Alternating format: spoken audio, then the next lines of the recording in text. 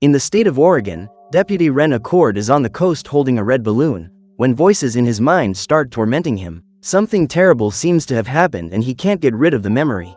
His thoughts are soon interrupted when he hears a call on the car radio. The deputy is summoned to attend to an incident and immediately sets off to see what has happened, but in the middle of the road, he finds a young woman walking in the rain. Promptly, Ren orders her to turn around and then he recognizes her as Alma, a local resident, who is holding a lifeless puppy in her arms. As well as her face being smeared with mud, Alma's feet are bleeding, as if she had been attacked by something or someone. Ren then takes her to the police station and when he gets there, he starts interrogating her, asking if she has been approached by any criminals. However, Alma reveals that she had been swimming in the lake with her dog, Tigger, when she was attacked by a huge wolf, along with a group of goats. Because of Alma's history of drinking, the deputy thinks it's all just a fantasy in her mind. However, the young woman insists that, for some reason, the goats surrounded her in the lake and then a gigantic wolf appeared in front of her. Tigger tried to protect his owner, but unfortunately he ended up being devoured by the creature. After telling him everything, Alma cries for having lost her best friend and asks the deputy to put an end to the wolf before anyone else is attacked by it. But the deputy can't do that, because wild wolves are protected by American law. Instead, he suggests that Alma return home and try to get some rest. After the interrogation, Ren takes the car and drives to the baseball stadium to watch his son pitch for the team. When he gets there, the deputy sees a young man standing behind the vehicle in the rearview mirror, but when he turns around, he disappears. Shortly afterwards, his colleague, Officer Murph, appears and calls him to attend to another incident inside the stadium. The two then make their way under the stands and find a group who had entered without paying for their tickets, along with several bottles of booze. Ren tells everyone to get out of there and takes the opportunity to watch his son's game, while sharing the bottles left by the group with Murph. The deputy is proud to see Jack's performance, which reminds him of his youth, when he was a talented player. However, due to a physical problem and drinking, his dream of becoming a professional player never came true. Now, he puts his hopes in Jack and, when the game is over, he goes to the stadium to talk to the young man. Despite having had too much to drink, he gives his son the red balloon, remembering when Jack asked for one as a child. The young man thanks him for the gift, but is uncomfortable to see his father in such a situation, and everything only gets worse when his mother, Connie, shows up alongside her new partner. She interrupts their conversation and tells Ren that tonight is Jack's night to stay at her house. The young man then leaves with his mother and Ren, feeling disappointed, takes the car back home, but on the way, he comes across a goat in the middle of the road. Ren then gets out of the car to drive the animal away, but another goat suddenly appears behind him. The deputy soon remembers Alma's statement about the group of goats and begins to believe that she was telling the truth. But when he turns his face, the animals disappear and Ren decides to take a look around the field. After walking around for a while, he finds Tigger's collar next to the poor animal's parts and then a white wolf appears, poised to attack. Without hesitating, Ren pulls out his pistol and shoots, making the animal startle, but in another part of the field, another wolf appears. This time, it's much bigger than the previous one and appears standing up, as if it were a human being. In a threatening tone, the wolf says to the deputy the phrase "He who is greedy is always in need." Ren doesn't understand what this means, but the wolf advances towards him, forcing him to pull out his gun and shoot him. However, his bullets don't hit the wolf, which disappears from the scene, leaving the deputy even more confused. He then gets back into his car and speeds back home. When he gets there, Ren receives a call from Jack, asking if his father is all right. Still panicked, he decides to keep the wolf story a secret and just tells his son that there's nothing to worry about. The next morning, Ren goes to work, when his boss, Sheriff Stanton, shows up, saying he has an offer of promotion to the rank of lieutenant. When he hears this, the deputy is delighted, but his boss tells him that the job will be up for grabs between him and his colleague, Murph. Ren is furious at the news, as Murph is a rookie cop and is already getting more recognition than he is. Even so, Ren tries to hide his dissatisfaction and receives a call from the receptionist and daughter of the sheriff, Pam, saying that someone wants to see him. When he goes to the reception, the deputy meets Alma, who has come to bring flowers to the police officer for listening to her testimony. She also hopes that Ren will eliminate the wolf as soon as possible and invites him to dinner at her house. The deputy accepts the invitation and later, when he's just finishing getting ready, Jack appears at the door, saying that tonight is the night for the two of them to be together. The problem is that Ren had forgotten about it and, after explaining the situation, he decides to cancel the meeting with Alma.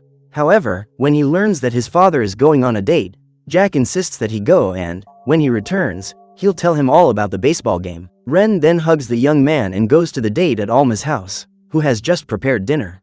During the meal, she reminisces about how they were during high school and how life ended up taking them on different paths. In the middle of the conversation, Alma tells him that, despite the traumatic experience with her dog, it motivated her to get rid of the bad things and be a better person. Ren supports the idea and the two propose a toast, but the man ends up knocking over his glass of water in the middle of the table. Alma promptly goes to clean up the mess and Ren apologizes for it, but she doesn't mind and takes the opportunity to give him a kiss. The two then enjoy the rest of the evening in a romantic moment, while, far away, Jack is taking a walk down the street with his dog, Rocky. To his misfortune, the white wolf appears on the scene and, in one swift movement, the creature attacks the young man. The next day, Ren wakes up in Alma's house and, after breakfast, she leaves to go to work. After that, the deputy receives an emergency call on his cell phone, with Murph informing him that Jack is missing. Ren rushes to the police station and there, he finds Connie and her husband with Sheriff Stanton and they ask if the deputy knows where Jack is. Until then, there has been no trace of the young man, except for the remaining parts of poor Rocky, which were found in the surrounding area. Seeing the similarity between this case and Alma's testimony, Ren believes that it was the wolf, along with the group of goats, who captured his son and is willing to find him by any means necessary. The deputy then takes over the investigation and calls Murph to accompany him to the place where he last saw the creature. Before they go, another resident of the town called Ash appears and is taken to the police station, feeling very ill as if he has been stunned by drink. He asks for Ren's help, but he doesn't have time to waste on this and goes to the car, alongside Murph. On the way, his colleague tries to defuse the situation and starts talking, but the deputy is too worried about his son and just concentrates on the road. Suddenly, Ren brakes the car abruptly when he sees a goat right in front of him. Murph tries to get out to scare the animal away, but the deputy tells him to stay in the car for fear that the wolf is nearby. Seconds later, another goat appears behind the vehicle and starts smashing the rear window with its horns, spraying blood everywhere. After this scare, the animal takes off across the field and Ren decides to go after it, hoping that it can lead him to Jack. Murph goes along, but the day is almost dark and the policeman's flashlights are running out of power. Ren does his best to turn them on again, but as soon as he does, the image of the wolf appears before him and then disappears. Seeing his partner upset, Murph asks if he's all right and suggests going back to the car. However, as they are far from the car and it is getting dark, Ren thinks it would be better to build a fire and spend a night there. The hours pass and the deputy is about to fall asleep when he hears a voice approaching him. When he looks to see where it's coming from, Ren comes across Ash, the same guy who was at the police station, and he runs desperately to the deputy, asking for his help. However, as he approaches, the man attacks Ren, covering his face with a cap and knocking him unconscious. Minutes later, the deputy wakes up in a boat and sees the white wolf in front of him, surrounded by humanoid goats and sitting on a throne made of burning wood. If that wasn't scary enough, Alma appears in the boat, says she knows where Jack is and tells him to look for the young man in the forest. However, Alma soon disappears and Ren decides to confront the white wolf, demanding to know where his son is. In response, the creature again repeats the phrase, "Those who are greedy are always in need." Ren insists he doesn't know what it means, but the wolf points its finger towards the lake, where it shows Jack's body floating in the water, apparently lifeless. Desperate, he tries to help his son, but just then, Ren wakes up in the forest and it's all just a bad dream. Nevertheless, the deputy wakes Murph up and calls him to look for his son in the lake near the forest.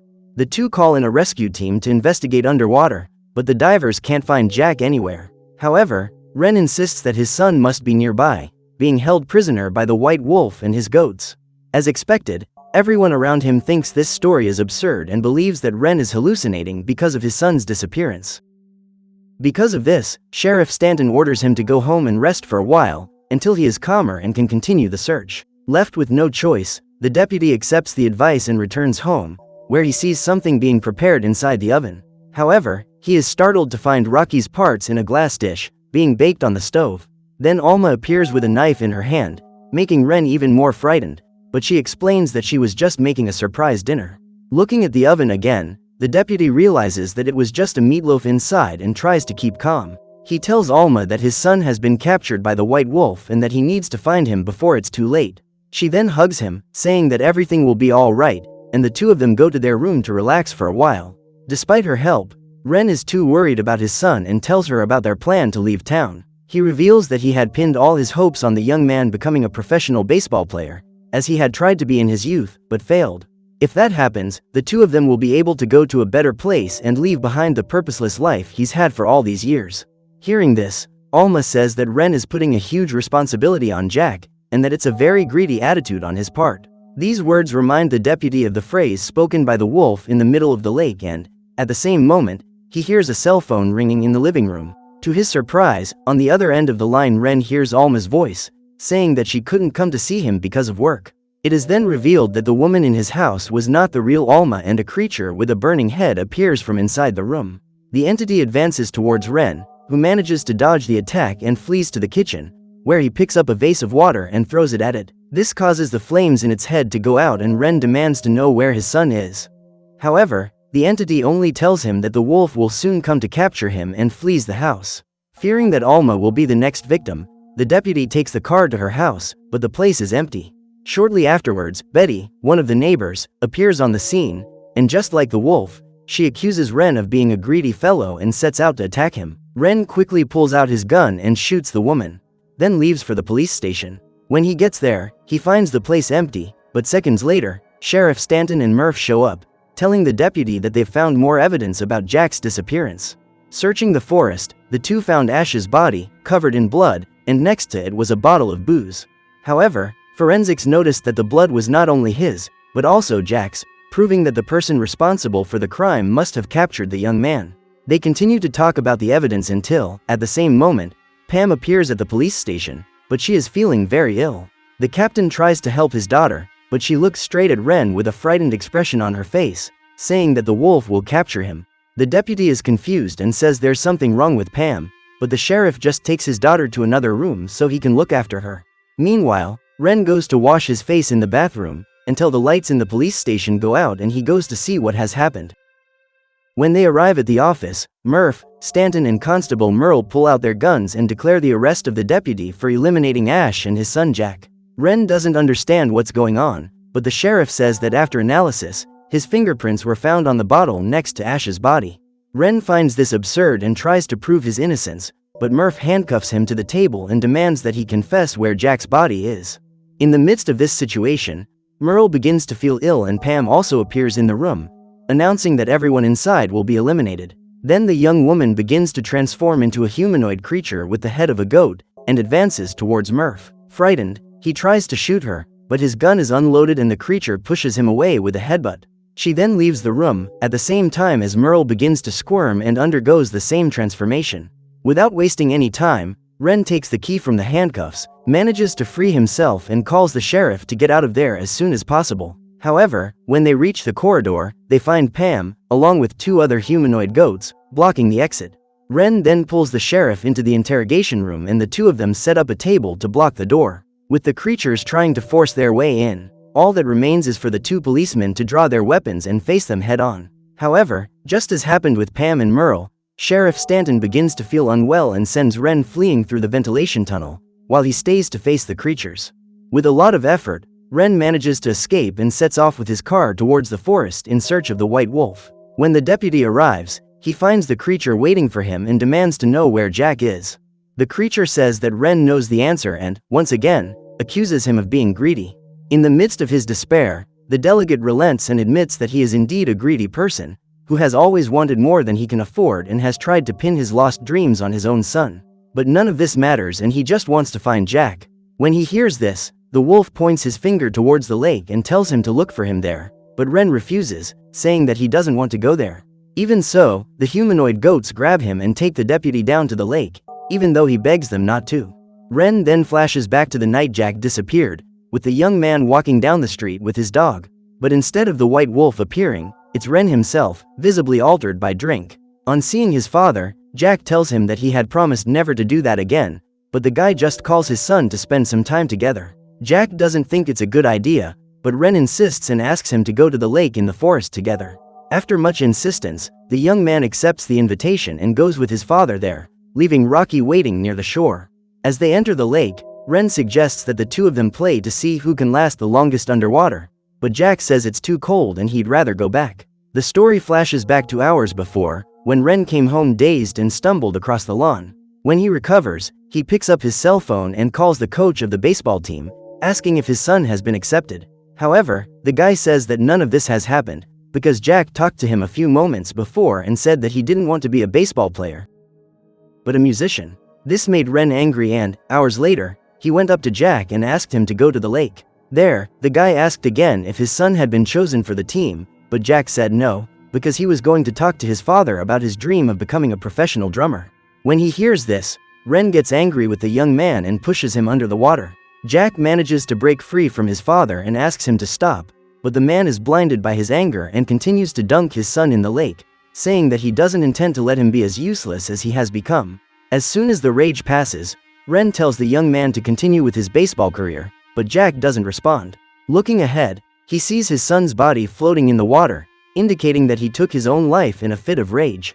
Just then, Ash appears on the shore with a flashlight and, seeing the two of them in the lake, asks what happened. Ren tries to disguise it and gets out of the water, saying that he and the young man were just playing. Then he sees the bottle in Ash's hand and asks him to take a sip. Even though he finds it strange, the guy accepts.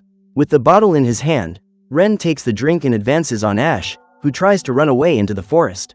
However, he ends up tripping on the floor and, in order not to leave any witnesses, Ren finishes him off by hitting Ash several times on the head with the bottle.